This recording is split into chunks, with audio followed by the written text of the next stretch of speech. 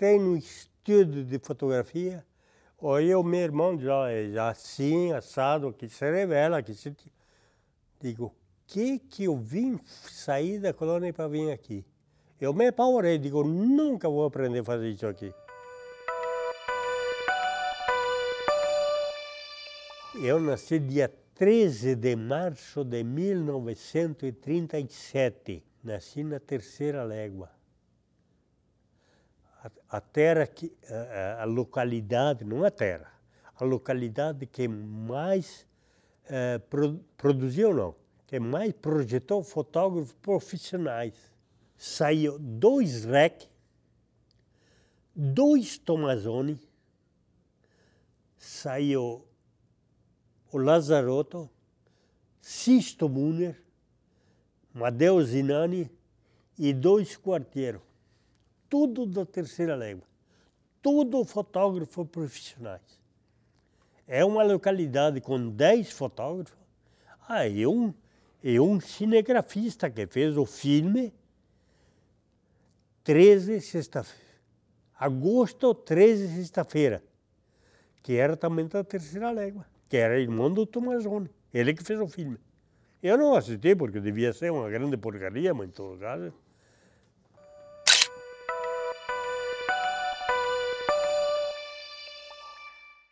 Comecei a trabalhar em 1953. Eu saí da roça para vir trabalhar no Tomazoni. Eu tinha um irmão que trabalhava no Tomazoni. Então, o Tomazoni, ele tinha que arrumar um outro funcionário. Então, ele pediu para o meu irmão, disse, vem, tu não tem irmão que quer aprender? Porque naquela época não era o ofício. Não era profissão, era ofício. Aí o meu irmão chegou lá e falou com o meu pai, porque eu era um piazinho, né? Eu tinha 16, 17 anos. Aí o meu pai disse, se ele quiser, aí tá, saí da colônia e vim. Aí fui de leve e tal.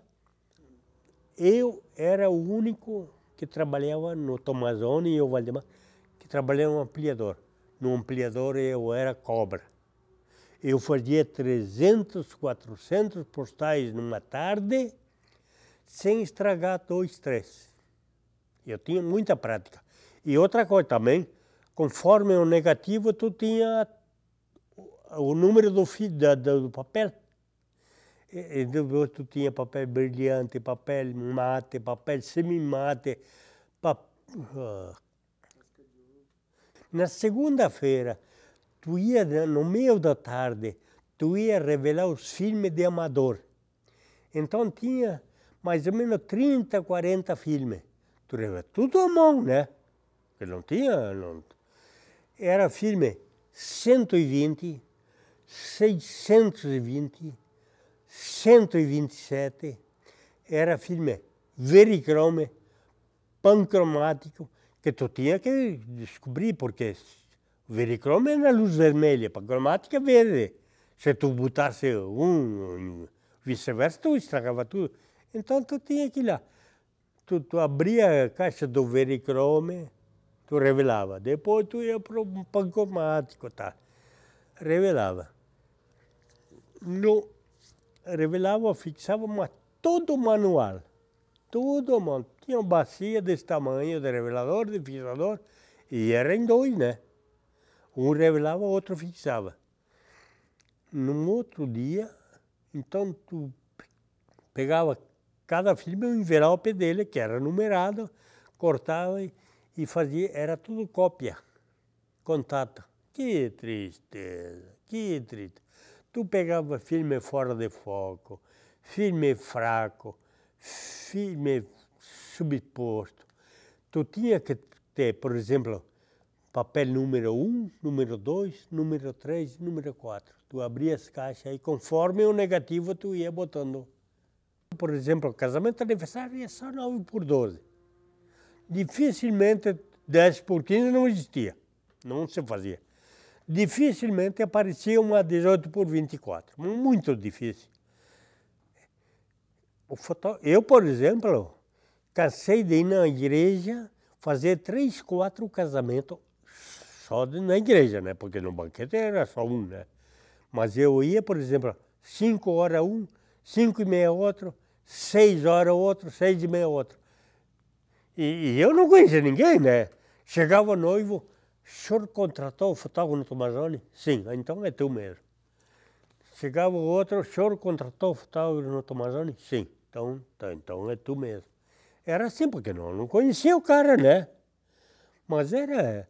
E depois tem essa, né?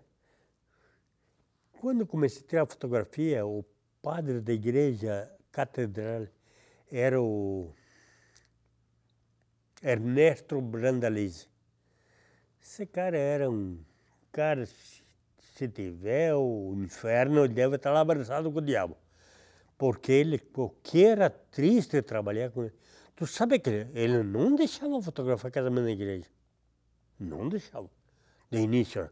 Depois de tanto pessoal, mas olha, tem que lembrança. Bom, o negócio é o seguinte. Então, o fotógrafo vai lá, tira, ele vai ficar ali, nesse canto, tira as fotografias que tem que tirar, e não para lá e para cá. Porque hoje é um festival na igreja. Tá, tudo bem. Então, fazia isso. Na saída da igreja do noivo, não queria tirar fotografia. Porque virava as costas para o Santíssimo. E era um desrespeito. Oh. E assim, mas ele foi, que até que aí chegou alguém aí e disse, para com isso, né, padre? Aí foi se acostumando, mas era não. Seu casamento era mais ou menos de gente, tu tinha que tirar umas 20, 30 fotografias e olha lá. Entre a entrada e saída e bota os anéis e assinatura dos dois e o beijo na testa quando era e fim de pau. Não tinha nada de barbaridade, fotografia. Hoje em dia tu vai num casamento, os caras botam holofote, refletores e câmera e tudo que aprendi em fotografia, claro, aprendi lá porque eu não sabia. Por exemplo, o Tomazoni não andava de avião para fotografar fotografia aérea. Então, quando tinha, que andava de teco-teco naquela época, né? Então era eu que andava fotografar firmas, principalmente que precisava fotografia. Tomazoni não ia. Então era eu ou o Valdemar, que o Valdemar também trabalhou no Tomazoni. Depois o Valdemar foi posto, desligado da firma, como foi desligado o meu irmão, como eu fui vendido, que o Tomazoni tinha uma filial em São Pellegrino, aí o Tomazoni disse, João, que era meu irmão, eu vou vender a filial para ti e tal. Aí o meu irmão disse, mas eu não tenho dinheiro para comprar isso aí agora. Não, mas tu me paga como pode. Agora tem uma coisa, eu vou te vender a filial, mas tu vai ficar com o Vasco junto. Que ele me vendeu, né? Foi vendido. Aí eu fui trabalhar com meu irmão. Aí o negócio é o seguinte, aconteceu um troço que eu tinha que ser operado de uma úlcera no estômago. Fui operado. Bom, o INS, o IAPC na época, me encostaram 2 meses, aí ficou 2 meses encostado. Quando voltei para trabalhar, o meu irmão disse, tem pouco serviço. E agora? Eu só sei tirar fotografia, mas não tinha máquina, não tinha nada. Aí, sabe o que? Nós tínhamos estúdio para a delegacia. Aí eu me dava bem com o delegado. Digo, delegado, estou sem emprego. Quem sabe todo o serviço que a delegacia precisa, tá? O senhor me dá. Eu cobrava, os acidentes cobrava, matava um por mês e olha lá. Não era? Mas comecei. Aí comecei, tá? O Adelar Cosner, ele era correspondente do Correio do Povo e Folha da Tarde. Aí eu digo, Adelar, o problema é o seguinte, quando tu precisar de uma fotografiazinha de qualquer cerimônia, tu me dá para mim que eu vou ajeitando, tá? Mas eu não tinha máquina. Aí o meu irmão me emprestou flash, máquina para mim trabalhar. Aí depois apareceu um tal de Toss. Ele tinha um laboratório semi-profissional. Ele tinha uma máquina Yashica Mat 6x6, tinha um flashzinho pequeno, ele tinha bacias, tripé, tudo, mas não era para um. Aí eu fui lá, o Valdemar que me arrumou um negócio. Aí eu fui lá, digo, Vasco, vamos lá. Aí fomos lá, quanto é que tu quer? 700 cruzeiros naquela, era dinheiro para que não. Aí arrumei dinheiro emprestado, fui lá, comprei tudo, botei um quartinho escuro embaixo da minha casa e comecei, era até um ampliadorzinho, tá? E comecei a tirar fotografia e fazer fotografia. Aí fui, trabalhava de noite, todas as noites eu trabalhava. De dia eu cuidava, o trabalho da delegacia, de noite trabalhava. Aí fui. Depois, com o tempo, aí encaixei na Caldas Júnior. Em 74, quando o Brito era chefe da central do interior em Porto Alegre, ele veio aqui, montou a sucursal, tal, tudo direitinho, botou 2 telex. Aí eu, o Kies e o Evaristo da Alba. Então ele disse, olha, vocês providenciam exame, que ele pediu, exame de sangue, exame de urina, tal, e carteira profissional, e desce aqui que nós vamos oficializar vocês como funcionários da Caldas Júnior. Porra, funcionário da Caldas Júnior, eu, que e o Evaristo da Alba. Aí pegamos um ônibus e descemos. Aí na ida, tá, eu vou pedir 2.000 cruzeiros por mês naquela época. Aí o cara, eu vou pedir 3, sei lá o quê. Aí chegamos lá, o Brito disse, o negócio é o seguinte, ninguém falou em 2.000. O teto que vocês vão receber é 1.000 cruzeiros por mês, mas era bom dinheiro naquela época. E todas as despesas pagas se vocês viajar para o interior, tá? Se vocês viajar com o carro de vocês, é só tirar a nota da quilometragem, nós pagamos. Se vocês almoçam no restaurante, nós pagamos. E eu era o único fotógrafo do interior aqui de Caxias. Eu fazia cobertura fotográfica, Vacaria, Bento, Nova Prata, Veranópolis, Canela, Gramado. Todos eram comigo. Era homicídio, suicídio, morte súbita, latrocínio, acidente de trânsito. Tudo. Arrombamento, era tudo.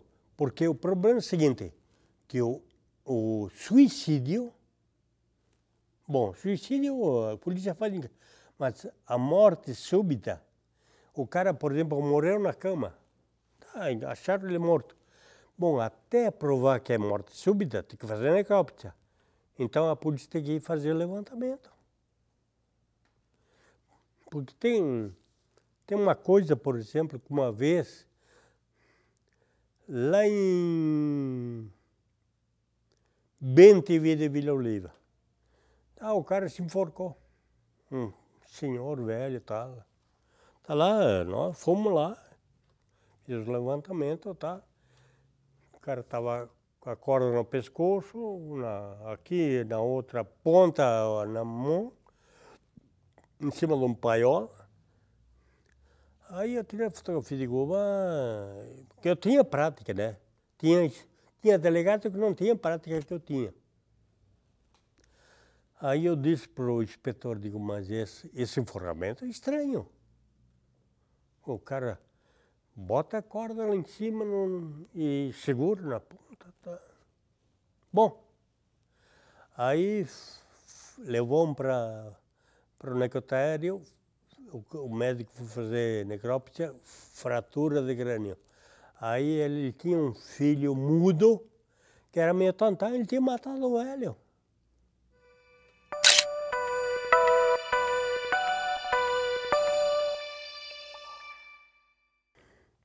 Bom, crime de muita repercussão foi do Arlindo Laides.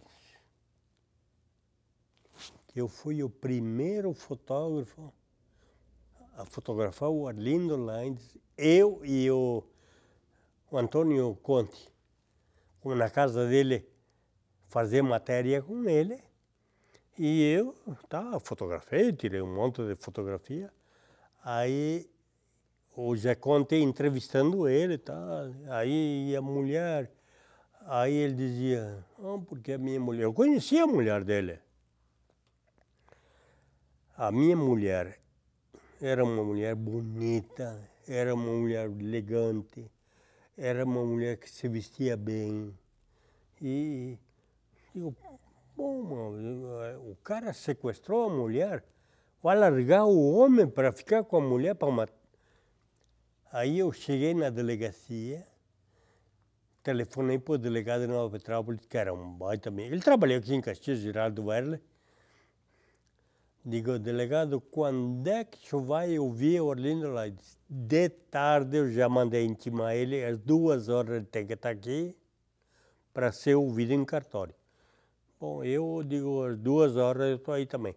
Agora, delegado, tem uma coisa que ele está dizendo na matéria que nós fizemos. A minha mulher era uma mulher bonita, era uma mulher elegante, era uma mulher que se vestia bem. O senhor tenta esse detalhe que se ele disse que a mulher era bonita, ela não existe mais. A mulher está morta.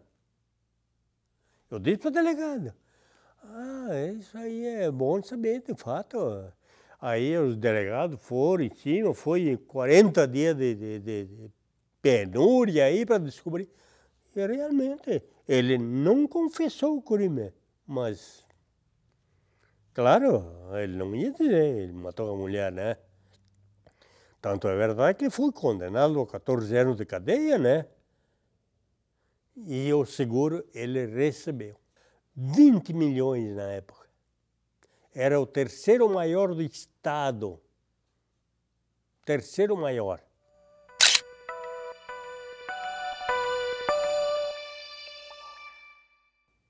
Bom, o crime da mala até que não foi muito, porque eu até contei ontem essa história.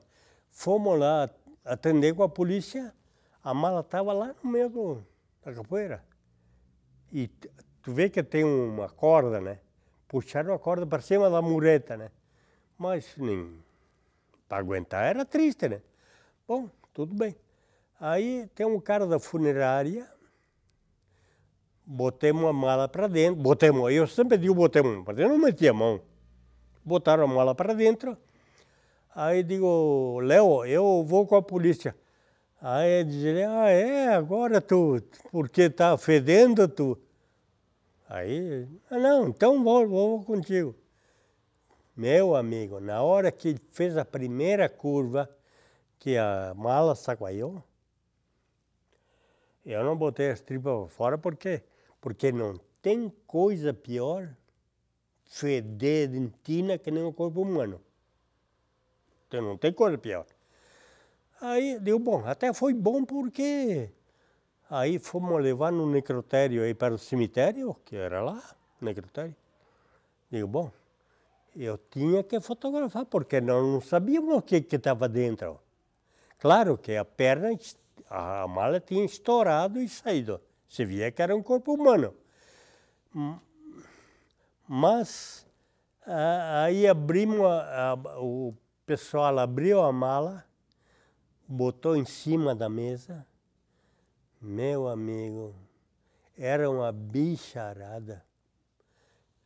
E aí eu fotografei tudo que tu viu, fotografia eu tirei tudo. 50 metros longe do necrotério, tu não aguentava o fedor. A única vez que eu cheguei em casa não jantei. Tirei a roupa na lavanderia, botei a mulher de bota na máquina, porque a roupa de lã pega e não só lavando. Aí fui pro banho e tal, e contei a história, mas não... Aquilo me revoltou muito. E acharam a mala, sabe por quê? Porque os caras, eles sentiam o cheiro. Mas um cara que atropelou um cachorro, matou lá. E um dia, um guaipeca, um cachorrinho do pessoal aí, desceu lá e começou a latir e tal. E o cara foi lá, não, deve ter alguma coisa para o cachorro estar lá. Aí o cara desceu, pulou a mureta, desceu, estava lá a mala. Era uma mulher, não apresentava ferimento de bala ou de facada. O cara que matou sabia o que ele estava fazendo. Porque o corpo humano quente, ele fica maleável, né? Então ele amarrou as pernas, que tu viu, né, como é que estava amarrado, tá? E botou numa mala de viagem, pô, né? Mas não tinha ferimento, pelo menos não apareceu. Aí apareceu, até naquele jornal tem uma mulher aí que diz que tinha desaparecido a filha dela, que tinha um anel com um nome, a filha dele parece que era Márcia, e o anelzinho era uma letra de M. E ela, acho que desesperada, tal, essa é minha filha, reconheceu, mas não pelo corpo, né? Pelos anéis que ela tinha, tal, e no fim ele foi enterrado assim por ser essa mulher, mas não.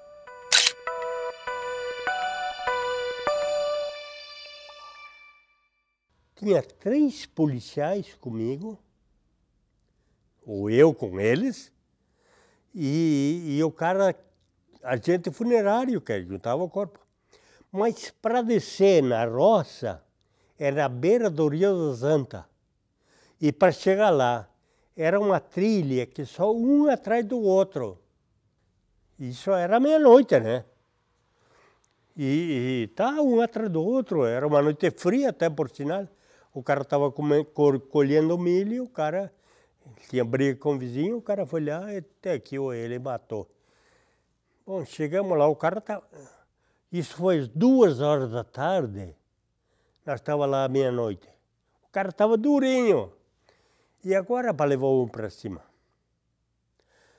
Que a maca tem que estar em 2 de cada lado, né? 2 na frente, 2 atrás. E o trilho não dava para. Aí eu disse para o chefe do inspetor lá que, digo, olha, o negócio é o seguinte, vamos fazer o seguinte, tinha 2 cavalos, que o cara colhia milho com aquele cestão do lado, né?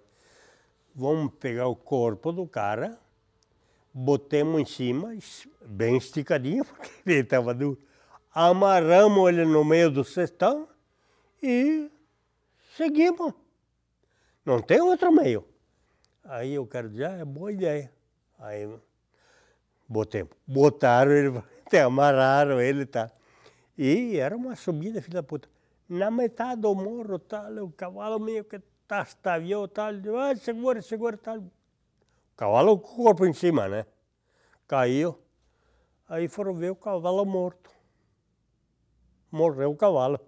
Aí tiramos o corpo em cima daquele cavalo, botamos no outro e seguimos viagem até em cima. E deixamos o cavalo morto. Mas são histórias. Claro que ela é bem mais. Mas se tu conta para os caras assim, tinha um meu genro, que ele tinha táxi, ele contou essa história para lá, numa lancheria. Aí a mulher diz, pô, teu sogro meti para outro, porque isso aí não. Aí o meu genro lá disse, o senhor tem um jornal lá? Tem, fotografia e tudo. Aí ele levou lá e, dona, tá aqui, ó, o senhor lê isso aqui. Aí ela leu. Mas assim mesmo não acredito.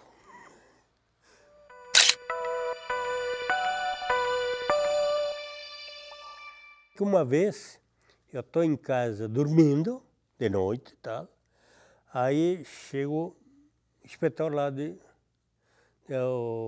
tem uma ocorrência aí para atender. Aí bem perto do campo de juventude, na casa do Vasco Nora. O Nora era lá da Gráfica Maria e tal. O Vasco Nora, ele estava na praia. ele deixou um rapaz cuidando da casa. O rapaz ia dormir lá. Mas o rapaz... Não, eu posso falar, né? Não tem problema. Ele arrumou uma namoradinha e foi passar a tarde lá. Claro que eles transaram tudo direitinho. A guria era filha do Costa Leite, o advogado, aquele que foi presidente da Juventude. Advogado muito famoso, né? Ela ia depositar uns 15 dias depois na Juventude.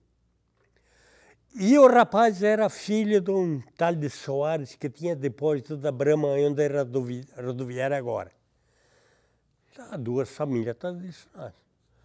Aí o delegado disse para o cara, vai lá, me pega o Vasco para fazer o levantamento. Aí, o cunhado do Vasco Nora, ele sabia, ele era um baita amigo meu, né? Só que ele sabia que eu trabalhava na Casa Júnior. Aí dizia, delegado, mas não pode ser outro fotógrafo?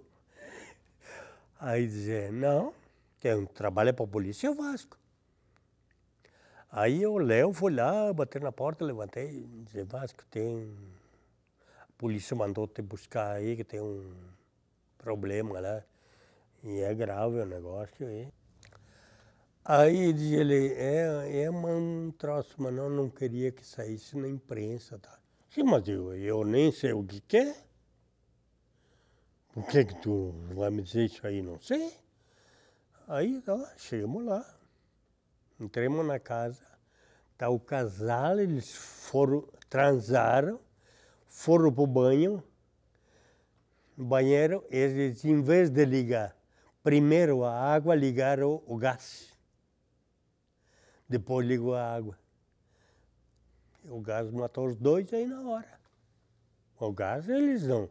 O cara dizem, né, que o cara morre perdendo o sentido e tal. Morreram os dois no banheiro. Aí eu fui fotografar tal, e fotografia que é impublicável. Em primeiro lugar, não tem. Aí eu depois digo, não, pode ficar tranquilo, que fotografia não. Aí eu tirei a fotografia. Fiz as fotografias. O cara que foi lá me chamar, Léo Esperandreu, disse, Vasco, eu vou te pagar. Só tu faz o seguinte, as fotografias tu dá para a polícia, tá? Para o inquérito, tá? Eu quero o filme que tu deu, o filme para mim guardar. Não, tudo bem. Tá aqui o filme 35, as fotografias. Aí o delegado uma tarde me chamou lá e disse, Vasco, tu andou mostrando as fotografias? Não estou. Aí depois que eu fiquei sabendo que o inspetor é que andou mostrando. Digo, delegado, eu fiz a fotografia, dei para o inspetor, para juntar no inquérito, eu filme, eu dei para o cara da Gráfica Maria, que é parente. Ele está com ele lá. Diz ele, tu podia mexer, mas logo, agora eu vou lá buscar, era uma quadra. A delegacia era na antiga Sandu e a Gráfica Maria no fundo. Digo, Léo, tu tem um filme que eu te dei? Tem, está lá guardado no cofre. Então tu pega o filme, vamos lá na delegacia para esclarecer esse fato. Aí ele, não, tudo bem. Aí eu pego o filme, aí o delegado, não. O filme estava guardado no cofre, está comigo, ninguém tinha interesse de fazer fotografia, está aí. Aí o delegado disse, o senhor podia dar para mim a fotografia? Não, está aqui. Tá, delegado, então, o senhor vê que eu não tinha nada a ver com essa história de mostrar fotografia, né? Mas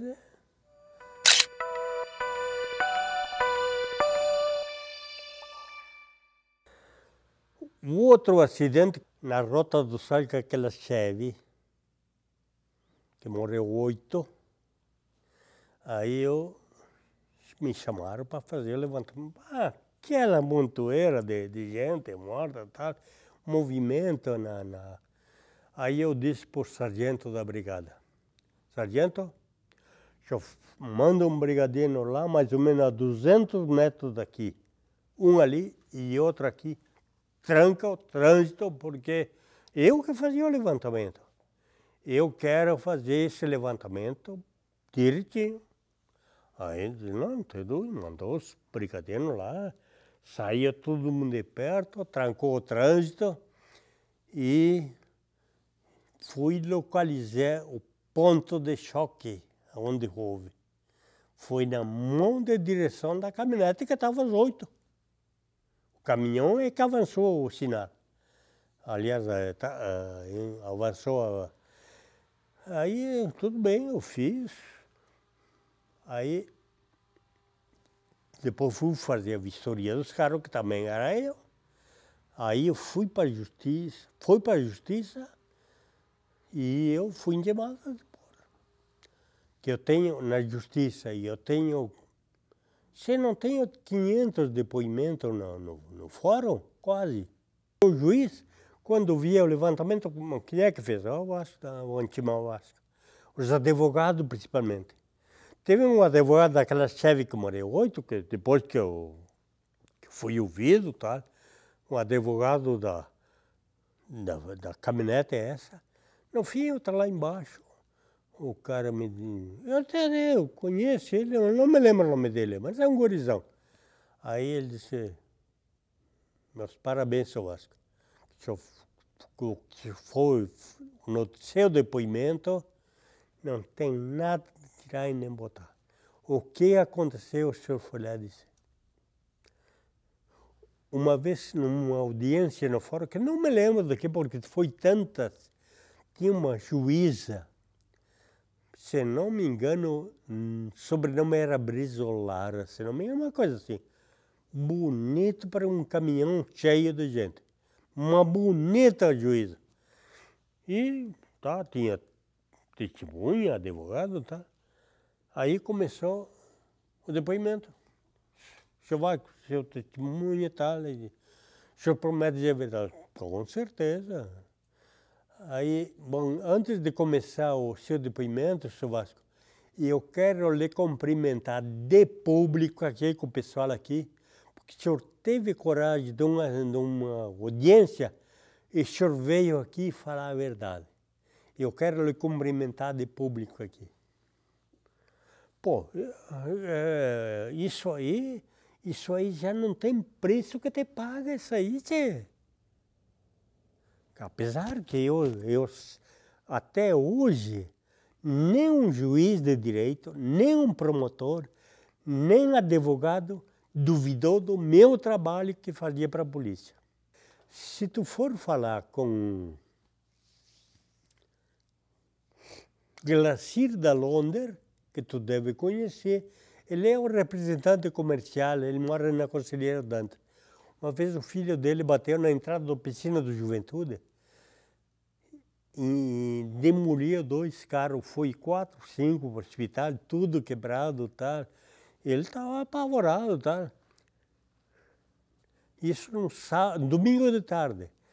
Segunda de manhã cedo, ele estava desesperado, ele foi, bom, agora tem que consultar um advogado. Ele foi falar com o Pedro Vargas. Pedro Vargas era o... Aí ele chegou lá, contou a história, tá? Aí o Pedro Vargas dizia, foi feito o levantamento na hora.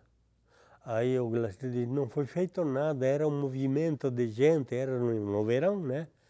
Aí a brigada chegou lá, recolheu os carros e tal, não foi feito nada. Então tu faz o seguinte, para mim começar, pegar o teu caso, tu faz o seguinte, tu vai lá, fala com o Vasco, vai no local, faz o levantamento e o Vasco faz tudo, depois tu me traz aqui. Eu não vou te pegar, fala com o Vasco que faz tudo. Aí o Glacir da Londer foi lá, tal, já falei com o Pedro Vargas, me mandou aqui e tal, e aí digo, tem testemunha ocular do acidente? Tem, era um vendedor de remédio, de farmácia, tal, um cara... Bom, ele iria comigo lá fazer o levantamento. Ah, vai. Então, peguei a trena, a plancheta, fui lá, medida, tem a marca de freagem, largura Porque tem o Fuca que tem pneu estreito. Tem o Fuca que tem pneu largo. A freagem era estreita. Então eu com uma régua, botei na régua, fotografei para mim. Fui no guincho onde estava o carro, botei a régua no pneu, tirei fotografia. Fiz tudo, fiz o topográfico. Tudo direitinho, entreguei para ele. Leva lá no Pedro Vargas. E o Glacier disse, mas eu tenho medo, não acho que vou perder. Digo, Glacier, se tu perder a questão, eu troco de nome.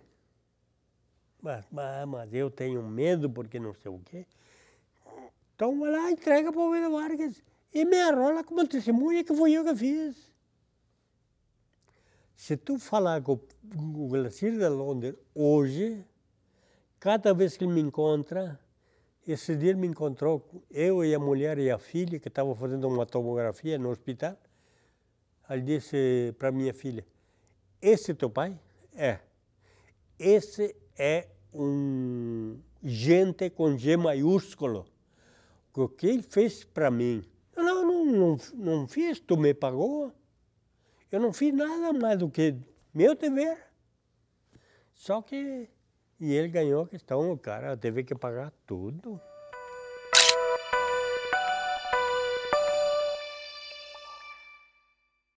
Uma vez, aqui três estudantes de medicina aqui na universidade. Um domingo de noite, o cara, a polícia rodoviária vai lá e me chamou. Já tem um acidente lá no Arroio Pinhal, lá para de Galópolis. Bom, eu sempre fui assim. Tem que ir fazer fotografia, eu não pergunto o que é. Eu vou saber quando chega lá o que tem que fazer. Eu não... Se o cara quer me contar, me conta. Se eu não gosto... Aí eu chego lá,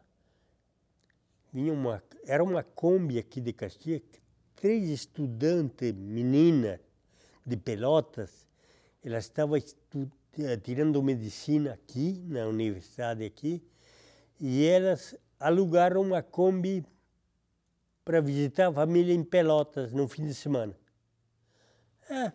Como pegou uma Kombi e tal. Aí o cara disse, então já que vocês são em 3, eu vou levar minha mulher e uma guriazinha de 6, 7 anos, passear, né, tá? Tudo bem. Aí eles vinham voltando, quando chegou na ponte do rio Pinhal aí, eu acho que ele pegou no fone, desceu com a Kombi. Só sobrou ele. Morreu as 3 gurias, morreu a mulher dele e a criança. Na hora lá, tudo... Aí me chamaram lá. Poxa vida, aí é brabo, né? Aí, para fotografar os corpos, tinha que dar a volta lá. Aí o bombeiro que estava lá Aí disse, não, Vasco, tu bota o cinturão do bombeiro, nós te largamos aqui. Digo, brincadeira tem hora, digo, vou dar a volta lá embaixo. Aí eu cheguei lá, fotografei, eles puxaram todos os corpos, botaram o cinturão e pela corda, pela ponte. Olha, Edson, quando puxaram aquela menina de 6, 7 anos, olha, criança não tem quem aguenta, viu? Criança é brabo, né? A gente é adulta, tal, a gente enfrenta, mas criança não tem. Não tem. A primeira coisa, tu te lembra dos filhos que tu tem em casa. E é brabo, né? Aí eu cheguei em casa, eu tava dormindo na sala, no sofá, eu, a mulher, porque eu tava com meu pai e a minha mãe dormindo na minha cama. Eu dava para eles, né? E eu cheguei às 2 horas da manhã, abri a porta, entrei devagarinho, aí eu desci no porrão, preparei os banhos, fui revelar o filme, subi, sequei a álcool, porque naquela época era álcool, né? Desci e tal. 7 horas minha mulher levantou, tal, meus pais levantaram. Eu estava com todas as fotografias prontas. Mas pronta para o jornal, né? Para a polícia eu ia fazer depois. Aí, o Gardelin era o chefe da sucursal. O Gardelin era ligado à universidade. Aí eu fui nós se reuníamos no departamento de turismo, né? Que ele era o chefe, né? Mas ele também estava ligado ao quartel, né? E eu digo, o Gardelin está no quartel. Aí eu peguei, fui lá no Gardelin, digo, tem um baita de um crime, um acidente com 3 estudantes de medicina e tal. E, bom, então tu faz o seguinte, vai e fala com, quem é que o Garavalho? Não era o Garavalho, era o Chiesa que fazia.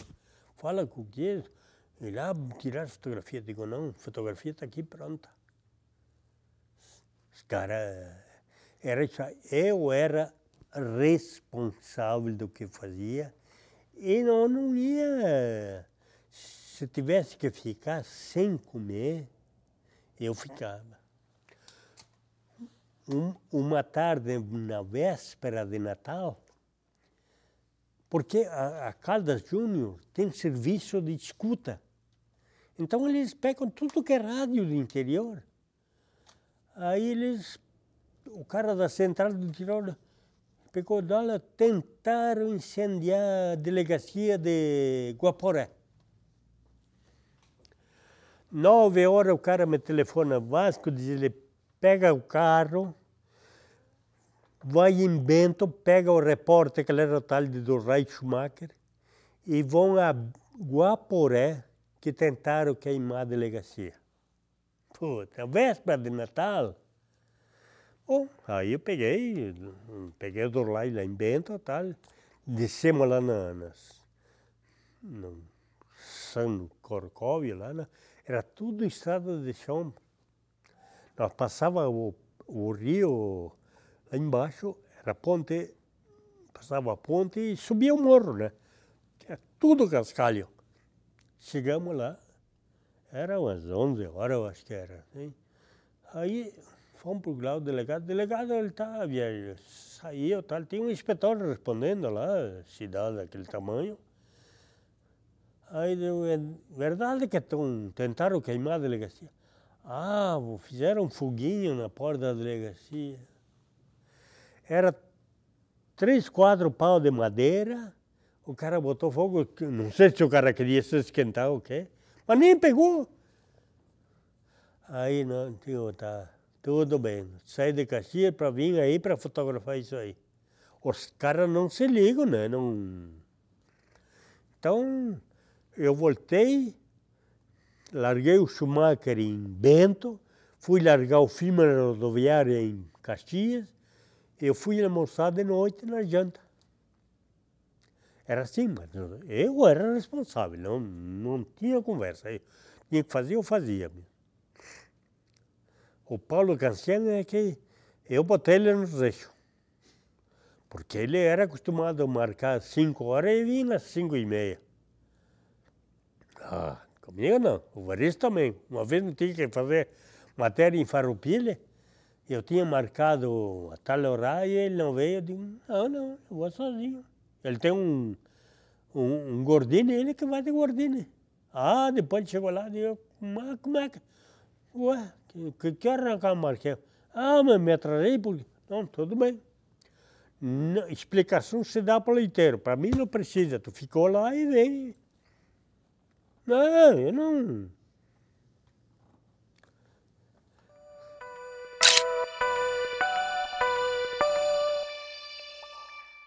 Uma vez fomos fazer uma matéria de polícia, eu e o Paulo Cancian, em Curitibanos. João Maria, Negozé e um outro cara aí. Eles pegaram, foram para Videiras. Videiras...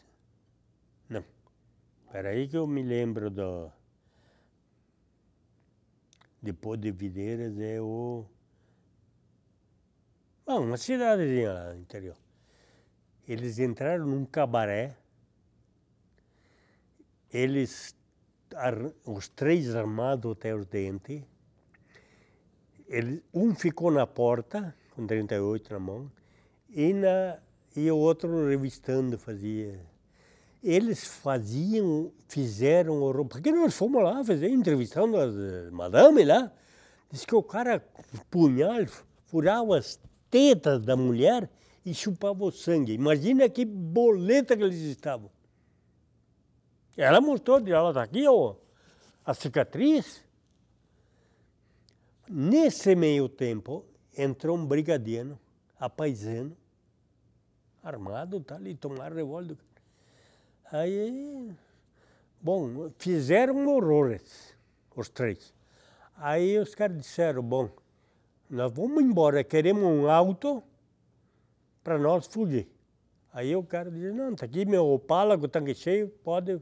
Claro, o cara estava aqui, ó, na mira do 38.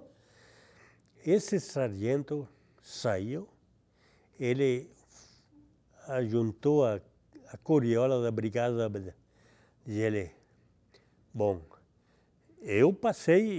me assaltaram, eu tive que ficar quieto para não morrer, mas esses caras não vão viver. Eles trabalharam um monte e pegaram os três. Era o João Maria, um tal de Nego Zé, e o Joca, que era do cemitério lá, vizinho meu.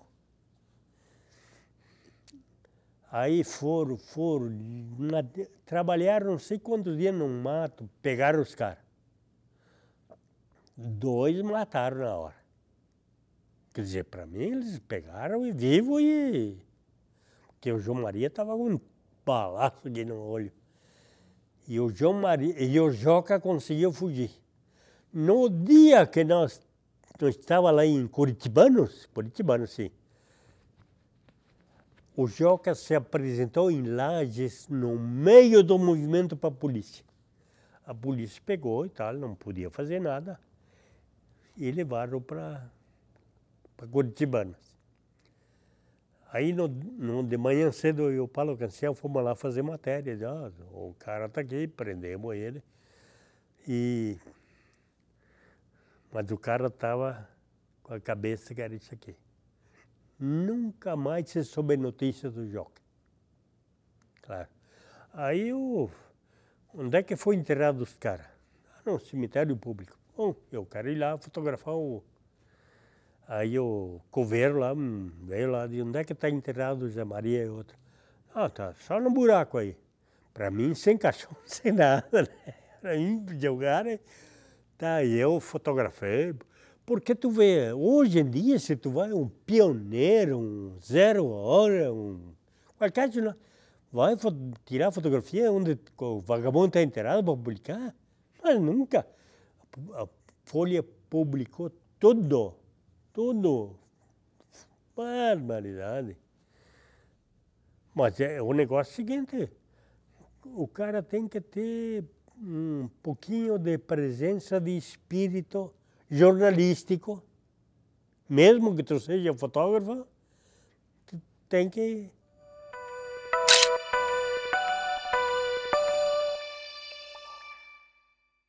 Festa da Uva eu comecei quando o presidente era Arthur da Costa e Silva, lá onde é a prefeitura agora. Então tinha aqui terno, gravata, o crachá aquele, que o exército fornecia, e o exército fornecia, tinha que ir lá com o catatal da Caldas Júnior, mas depois de o presidente ir embora, tinha que ir lá devolver. E eu não sei por causa d'água, eu fiquei e ninguém me cobrou.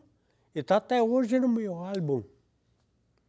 Está lá, que eu tenho mais ou menos umas 30 credenciais da Justiça, da Caldas Júnior, da Federação Gaúcha de Futebol, que é eles que... Então eu guardei tudo. Mas naquela época era...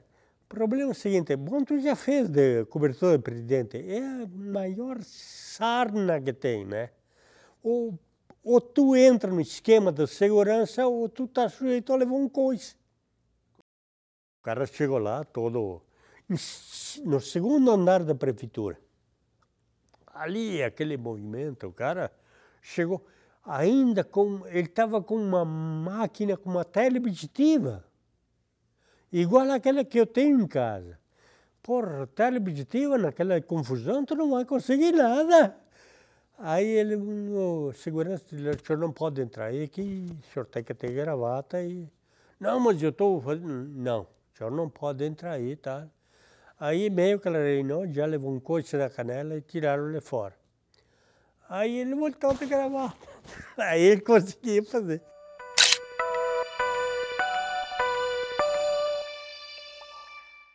Em Bento Gonçalves, uma noite de inverno, tá? O Grêmio estava jogando esportivo, caiu uma nevasca, que nos refletores se via a neve caindo assim.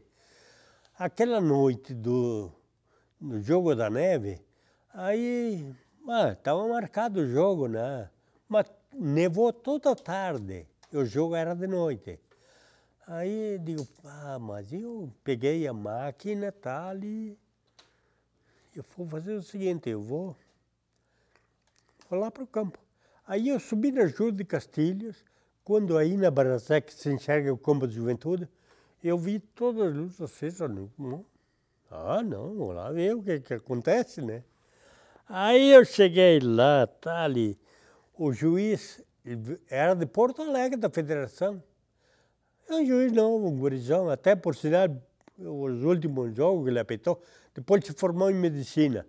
Ele me disse, Vasco, eu vou apitar esse jogo de qualquer maneira, porque esse vai ser o único da minha vida. Futebol na neve. Digo, vai ser o único no Brasil. Não vai ter assim. Aí ele disse, não, claro não. Grama não existia, né?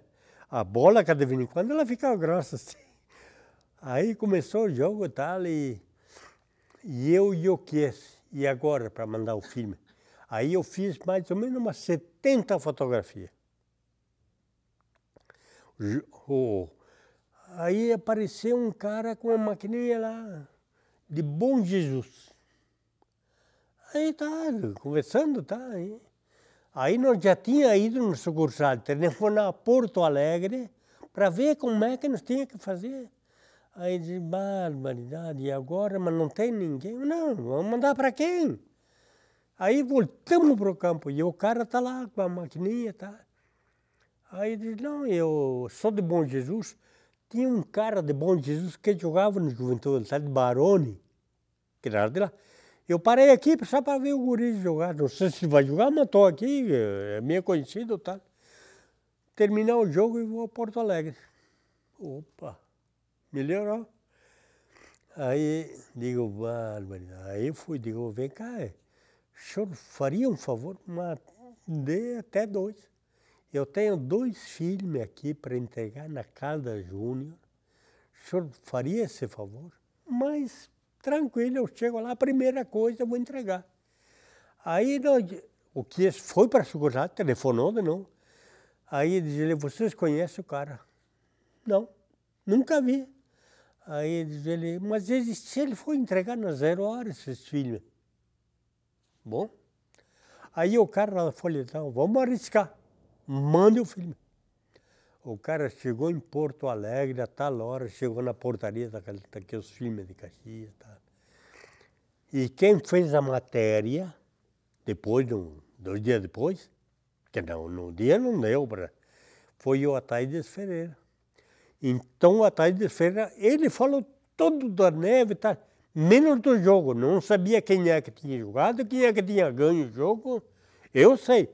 Juventude ganhou do Inter de Santa Maria por 2-0, mas ele não falou. No fim da matéria, ele escreveu: o Vasco, fotógrafo da Casa Júnior, é o primeiro fotógrafo que fotografou futebol na neve no Brasil. E está até hoje. E eu conto essa história. E se alguém me contestar, eu provo, e eles têm que me provar o contrário.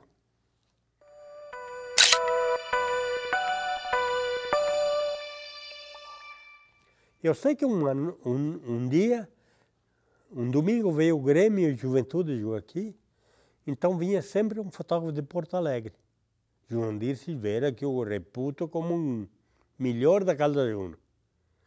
Aliás, ele fez 3 Copas do Mundo. Eu digo, grande coisa, eu fiz 5 Copa Arizona aqui. Aí ele veio, claro, ele sempre ficava no ataque do Grêmio porque era... E eu ficava no Juventude. Eu peguei um lance do Kita, na área do Grêmio, ele dando uma bicicleta no ar, de costa para o Grêmio, uma fotografia fantástica. Aí eu chego na segunda-feira de manhã, pego a folha, aquela foto dentro, né? Foto de Jurandir Silveira. Ah, não. Ai. Mas não esperei ver ninguém. Peguei o telefone, telefonei. Digo, eu quero falar com o departamento fotográfico. Passo lá, o Alberto. Alberto, aqui o Vasco. Pelo amor de Deus, Vasco, não me desculpe, isso foi um erro. Quer dizer, eu nem disse que a fotografia era minha, né? Ele já sabia que eu ia telefonar e ia reclamar. Dizia, mas tu tem que fazer isso aí mesmo. É reclamar que a gente faz o... E, não, eu reclamava.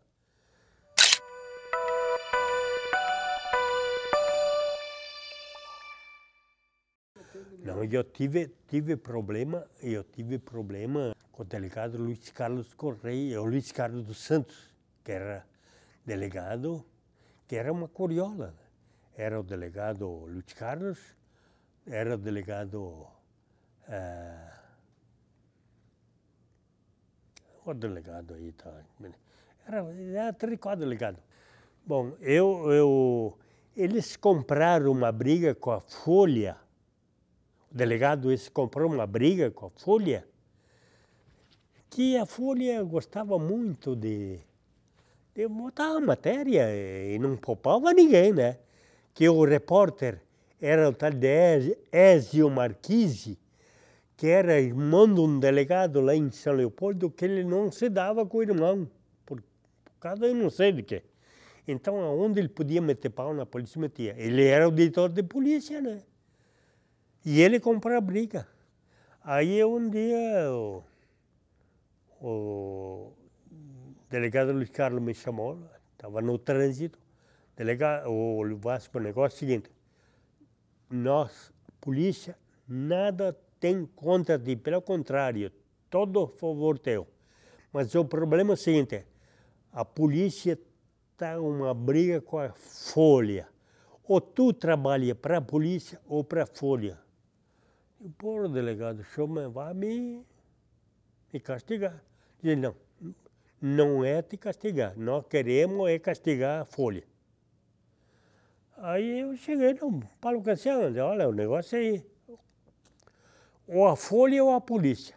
E a Folha, eles interessavam, era a fotografia de polícia, né? Não tinha outra. Aí, como o Triquês, ele era um dos cargos de confiança lá em Porto Alegre, negócio de importação e exportação, não sei o quê, do Simão. Aí o Paulo Cancian telefonou para o Triquês. Olha, Paulo, o negócio é o seguinte, o Vasco está aqui numa entrecruz da espada, os caras querem tirar da delegacia, querem tirar da Folha e tal. E fala para o Simão. Afinal de contas, quem é o Vasco na hora do dia para criar tanto problema de a polícia e o jornal? Não, nada contra mim, né? Aí o Paulo Triquês contou a história. Aí o Simão pegou o telefone, telefonou para o Rigoto em Brasília, que era deputado federal. O Rigoto, tu que é lá de Caxias, tá? Tu te dá com o Luiz Carlos, é do mesmo partido, tá? Deu uma bronca lá com o Vasco, o fotógrafo. Aí, pode deixar, o Rigoto, pode deixar que eu resolvo o problema. O Rigoto pega o telefone, telefonou para o Luiz Carlos. Luiz Carlos, qual é o problema do Vasco aí? Não, o negócio é esse, o problema é que ele trabalha a Folha, briga com a Folha, não é com o Vasco. O problema é o seguinte, Luiz Carlos, o negócio é o seguinte, o problema do Vasco deixa ele trabalhar na Folha, na polícia, onde ele quiser trabalhar. E outra coisa, se acontecer alguma coisa de ele, tá? O negócio é com o Rigoto. Não é com o Simão, não é com o Paulo Trigueiro. Aí, de noite eu estou em casa, o Rigoto me telefona de Brasília. Vasco, o negócio é o seguinte, eu falei com o Luiz Carlos, resolvido o problema, tu continua a trabalhar ao teu lado, tal, deixa eles brigar, mas teu faz. E se acontecer alguma contigo, telefona para mim que o negócio é comigo, então. Parou. Bom, eu parei de fotografar mesmo, não faz muito tempo não. Até esses dias me disseram, vem cá, tu era fotógrafo? Não, eu sou fotógrafo. Eu deixo de ser fotógrafo no dia que eu morrer. Porque enquanto eu estiver vivo, eu sou fotógrafo. Porque eu vou, por exemplo, à praia, quando saio por aí, sempre com a máquina. Não.